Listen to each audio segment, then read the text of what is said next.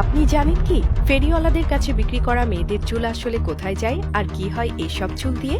এটা ভাবতেই অবাক লাগে, কিন্তু এই চুল নিয়ে বিশাল একটা ইন্ডাস্ট্রি কাজ করে। চলুন দেখি চুলগুলো কিভাবে নতুন রূপ নেয়।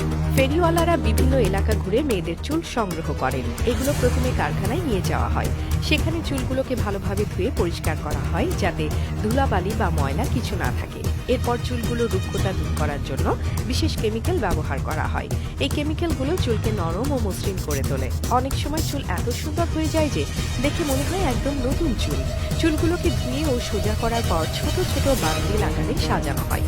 এই বান্ডিলগুলো লম্বা, রং ও গুণগত মান অনুযায়ী আলাদা করা হয়। তারপর সেগুলো পাঠানো হয় বিভিন্ন বিউটি পার্লার, চুলের এক্সটেনশন বানানোর কারখানা বা উইগ তৈরির জন্য। ফ্যাক্টরিগুলোতে এই চুল দিয়ে নানান রকম প্রোডাক্ট বানানো হয়, যেমন উইগ, এক্সটেনশন আর ফ্যাশন শো কিংবা সিনেমার জন্য বিশেষ ধরনের হেয়ার স্টাইল।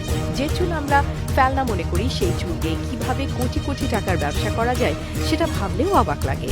এই ব্যবসার প্রোডাক্ট শুধু বাংলাদেশে নয়, বিদেশেও রপ্তানি হয়। বিদেশি বাজারে এই চুলের পণ্যের প্রচুর চাহিদা রয়েছে। যারা ফ্যাশন সচেতন তারা এই প্রোডাক্টগুলো ব্যবহার করেন। এই চুলের ব্যবসা শুধু কারখানার মালিকদের জন্য নয়, যারা চুল বিক্রি করেন তারাও উপকৃত হন। একজন সাধারণ মেয়ে বা নারী তাদের অব্যবহৃত চুল বিক্রি করে কিছু টাকা আয় করতে পারেন। একই সঙ্গে কারখানার শ্রমিকরাও এই কাজের মাধ্যমে জীবিকা নির্বাহ করেন। বাংলাদেশের মতো দেশে এই চুলের ব্যবসার সম্ভাবনা ধীরে ধীরে বাড়ছে।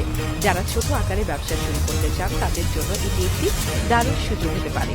চুল সংগ্রহ করা থেকে শুরু করে প্রসেসিং এবং রপ্তানি পর্যন্ত পুরো প্রক্রিয়াটাই সঠিকভাবে পরিচালনা করলে বড় আয়ের সুযোগ তৈরি হতে পারে।